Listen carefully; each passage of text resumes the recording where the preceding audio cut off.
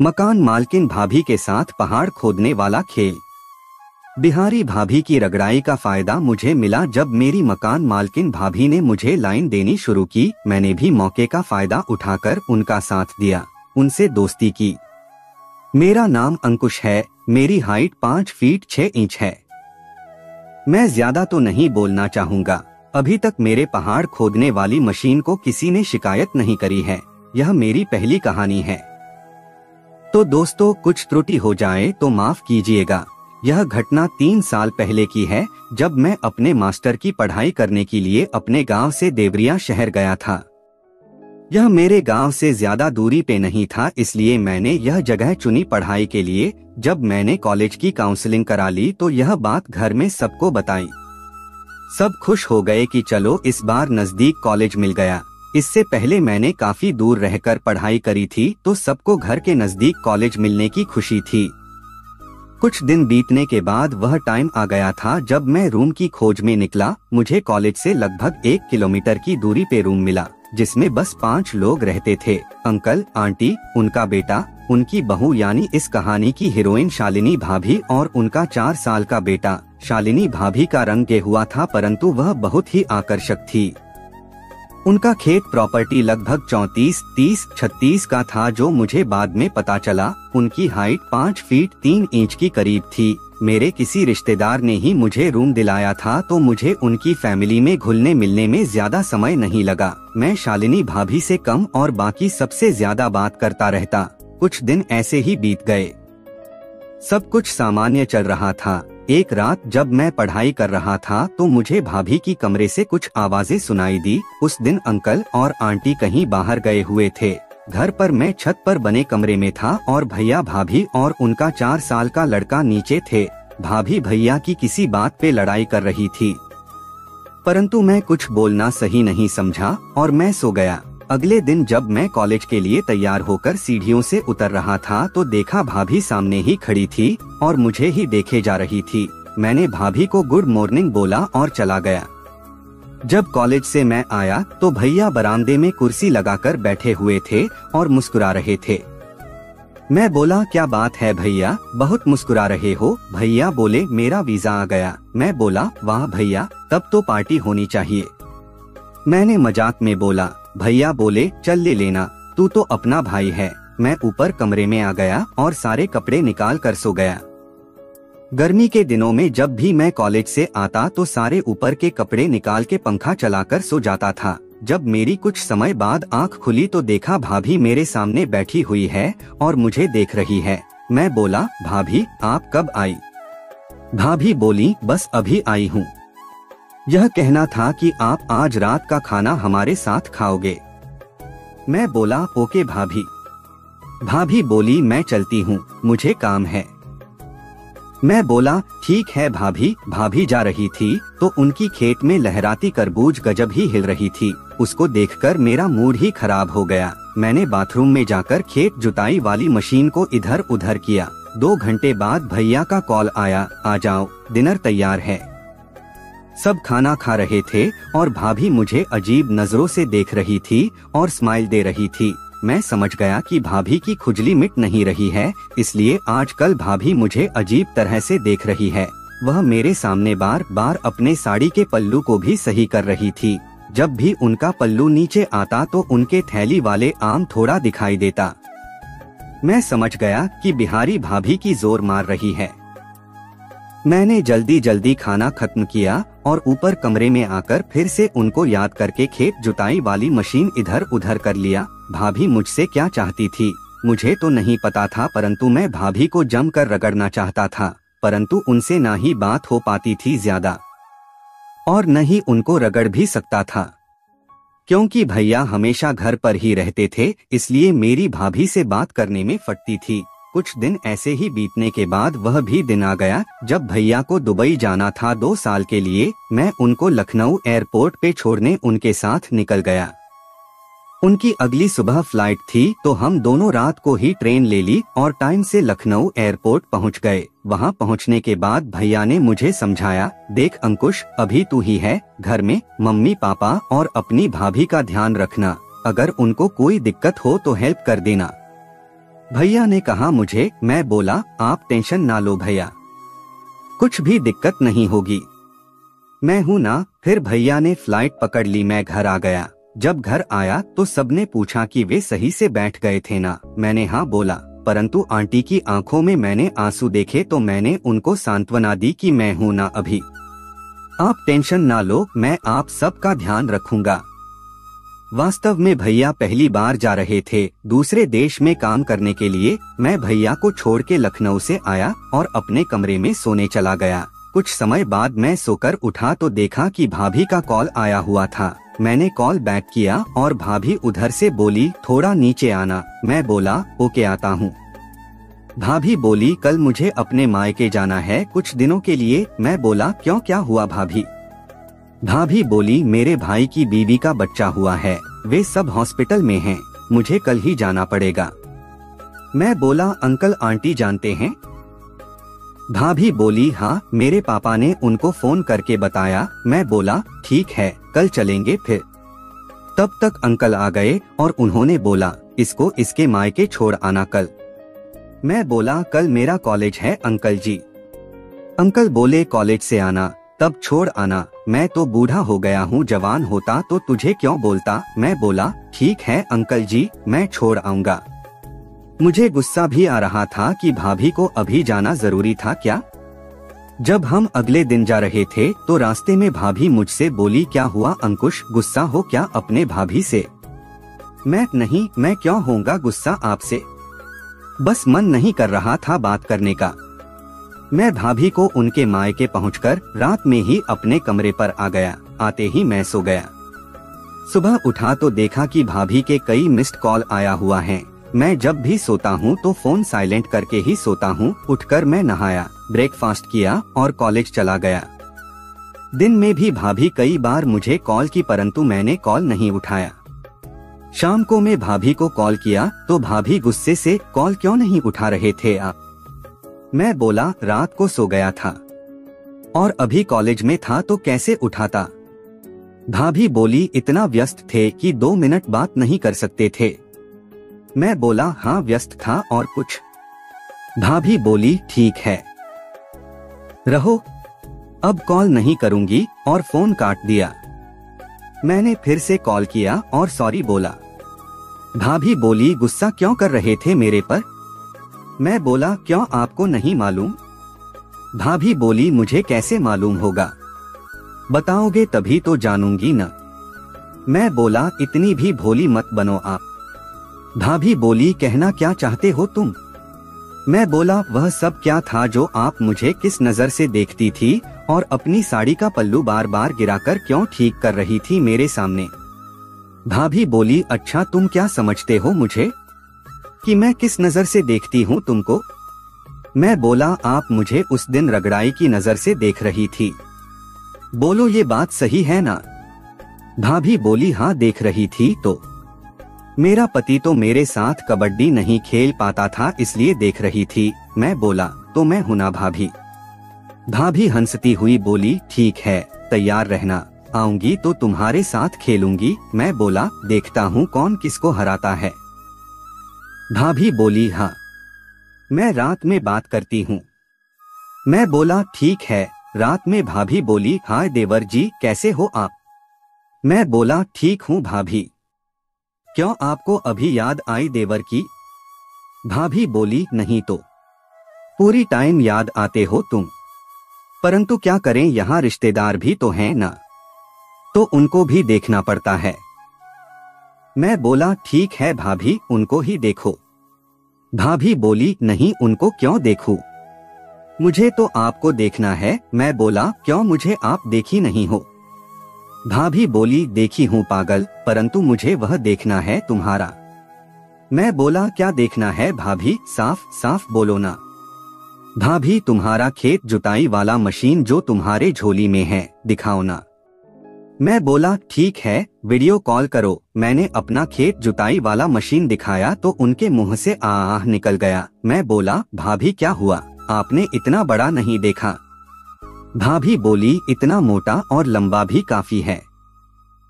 मेरे हस्बैंड के खेत वाले मशीन से तो बहुत लंबा और मोटा है। मैं बोला कितना बड़ा है उनका? भाभी बोली आपसे छोटा और पतला है उनका तो। मैं बोला भाभी इसको लोगी आप अपने खेत की जुताई में? भाभी मैं तो इसको खा जाऊंगी, अब रहा नहीं जाता जान, कल आओ आप मुझे लेने। मैं बोला मैं आऊंगा भाभी, उससे पहले आज हम मजे कर ले थोड़े। भाभी कैसे करेंगे मजे? मैं बोला भाभी आज मैं आपको प्राकृतिक अवस्था में देखना चाहता हूँ, दिखाओ ना आप अपनी खेत वाले सारे फल जैसे आम तरबूज। भाभी ने अपने थैली खोला, उन्होंने लाल रंग की थैली रखी हुई थी, क्या मस्त लग रहे थे उनके आम। हाँ।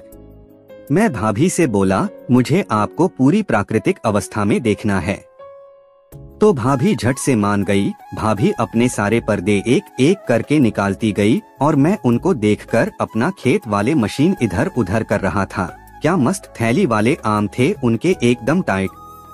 लग रहा था कि भैया ने उनको सही से चूसे ही नहीं थे, उनका गेहुआ और चिकना जमीन मेरे होश उड़ा रहा था।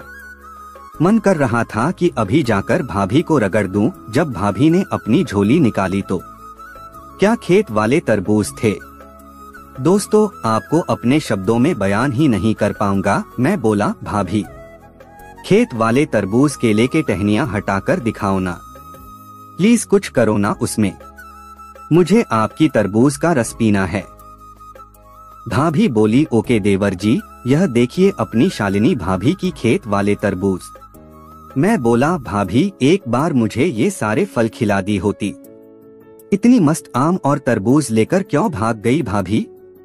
भाभी आप टेंशन ना लो मेरे राजा, जल्दी ही इस खेत वाले पहाड़ को आपका जादुई जुताई वाला मशीन जोत देगा। जल्दी ही आऊंगी अपने देवर से जमीन जुतवाने के लिए।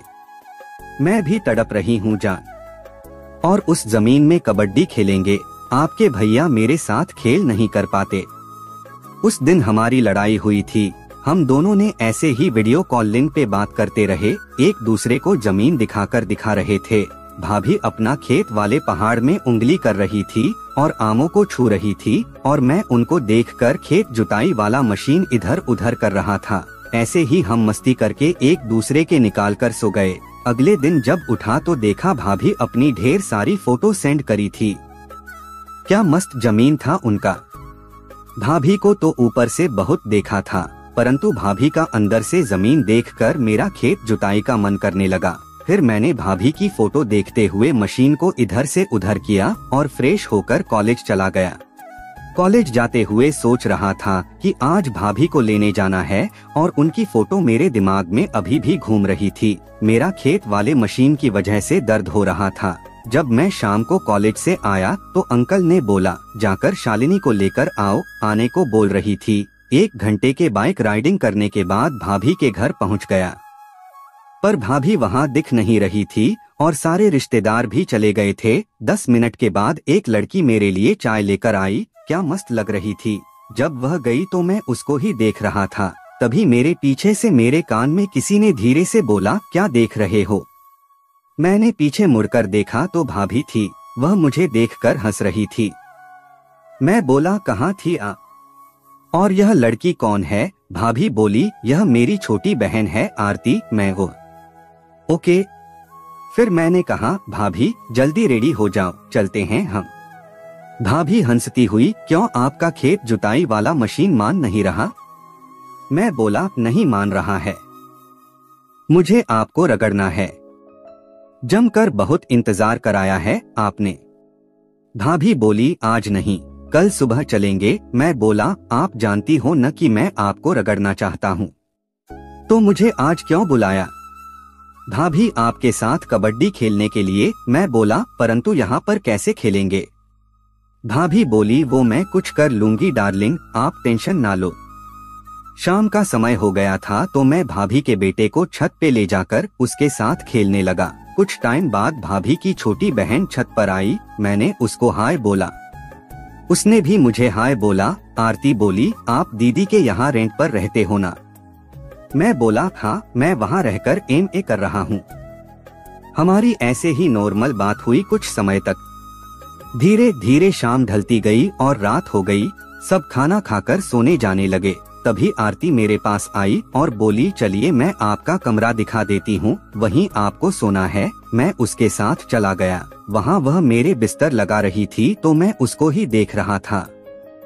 वह भी मुझे देखकर स्माइल दे रही थी, परंतु हमारी बात ज्यादा नहीं हुई। तब तक भाभी रूम में आ गई और आरती को बोली, छोटू को अपने साथ ही सुला लेना, मैं अभी आती हूँ, तुम चलो। जैसे ही आरती रूम से निकली, मैंने दरवाजा अंदर से लॉक कर दिया और भाभी को कस के पकड़ लिया। भाभी, इतना क्या जल्दी है मेरे राजा? मैं बोला, आप कहीं और सोएंगी क्या? भाभी बोली, नहीं तो।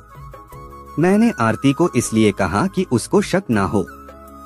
मैं बोला, आज मैं आपको कबड्डी में हरा दूंगा भाभी। बहुत दूर दूर भागती रही हो आप। मुझे अपना जमीन दिखाकर मुझे पूरा रगड़ाई वाला बना दिया आपने। भाभी, रोका किसने है? हराओ। मैं भाभी के कमर में हाथ डाले हुए था और मैं उनके खेत देखने लगा। एक खेत वाला आम को कस के पकड़ के दबा दिया था। मैंने उनके गुलाबी पंखुड़ियों पे अपने पंखुड़ियां रखकर किस करना चालू कर दिया। हम दोनों इतना जोर से एक दूसरे को पकड़ लिए थे कि लग रहा था कि हम दोनों एक दूसरे में ही समा जाएंगे। भाभी को मैंने बेड पे पटक दिया और उनके पास में ही रखे हुए थैली वाले आम और पहाड़ को ऊपर से ही छूने लगा और भाभी मेरे पंखुड़ियों को काटने लग गई थी।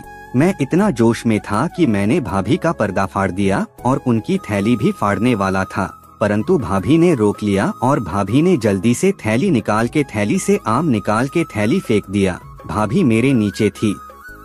मेरा खड़ा खेत जुताई वाली मशीन से भाभी की पहाड़ को छू रहा था। मेरा जादुई मशीन एकदम खतरनाक हो गया था, जो मुझे अब दर्द भी देने लगा था। लग रहा था कि मेरी झोली को फाड़ के बाहर ही निकल जाएगा। मैं अपने सारे पर्दे निकाल फेंके जल्दी से और ऊपर से नीचे तक प्राकृतिक अवस्था में हो गया। भाभी मेरे जादुई खेत जुताई वाली मशीन को देखकर कहा, ये मुझे जन्नत का मजा देगा। भाभी को रगड़ाई का मजा देते 10 मिनट ही हुए थे। तब तक भाभी के खेत वाले पहाड़ के गुफा से झरना शुरू हो गया, परंतु मेरा अभी नहीं हुआ था। मैंने भाभी को लगातार काफी देर तक खूब रगड़ा। इस दौरान भाभी का झरना 2 बार बह चुका था। मैंने भाभी से पूछा, कहाँ निकालूं? तो भाभी बोली, इतने मस्त खेत जुताई वाली मशीन का माल मैं अपनी पहाड़ में लेना पसंद करूंगी। मैं बोला, भाभी कैसी रही मेरी पहली कबड्डी मैच? भाभी, मस्त खेलते हो मेरे राजा। उहा। फिर हम ऐसे ही बात करते रहे कुछ टाइम तक। मैं बोला, भाभी मुझे आपकी खेत वाले तरबूज खानी है। भाभी बोली, यहाँ नहीं, घर जाकर दूंगी। फिर हम दोनों का 5 मिनट के बाद फिर से हमारी कबड्डी का दौर चला। इस बार मैंने भाभी को हरा दिया और भाभी ने भी मेरे साथ खुलकर खेली थी। मैंने भाभी को उस रात कई बार खेली और हम सो गए। सुबह उठा तो भाभी मेरे पास नहीं थी। मैंने जल्दी जल्दी कपड़े पहने और बाहर जैसे ही निकला तो आरती से टकरा गया। मैं बोला, सॉरी आरती जी, मैंने देखा नहीं आपको। आरती बोली, कोई बात नहीं, हो जाता है। मैं बोला, आपने भाभी को देखा? आई मीन अपनी दीदी को? आरती बोली, वह बाहर है। परंतु आप इतना जल्दी में क्यों हो, क्या बात है? मैं बोला, अरे कुछ नहीं, हमको अभी निकलना था। आरती बोली, तो आप ही ना लेट उठे हैं? मैं बोला, सॉरी, रात को ज्यादा नींद आ गई थी। आरती बोली, ज्यादा नींद आई थी या कोई सपने में आई थी? वह स्माइल देते हुए मेरे पास से चली गई। मैंने घर में उनको ढूंढा तो पता चला कि भाभी तैयार हो रही थी। मैं बरामदे में बैठा हुआ था। तभी उसकी बहन आरती आई और मुझे एक कागज का टुकड़ा थमाकर चली गई। मैंने खोला तो उस पर उसका नंबर लिखा हुआ था। मैंने उसको देखा तो वह शर्माती हुई अंदर चली गई, परंतु मुझे तो खुशी थी कि चलो एक और खेत मिल गई मुझे। फिर मैं, भाभी और छोटू आधे घंटे बाद घर से निकल गए। रास्ते में भाभी ने मेरे से पूछा, क्यों, मेरे से मन नहीं भरा क्या जो मेरी बहन को इतना देख रहे थे? मैं बोला, नहीं भाभी, ऐसा कुछ नहीं है, आपकी बहन ही मुझे ज्यादा देख रही थी। परंतु भाभी एक बात बोलूं? भाभी बोली, हाँ बोलो। मैं बोला, आपकी बहन ने मुझे अपना नंबर दिया है, क्या क्या करूं, आप ही बताओ। चाहता तो मैं इसे छुपा सकता था, किंतु मुझे यह सही नहीं लगा।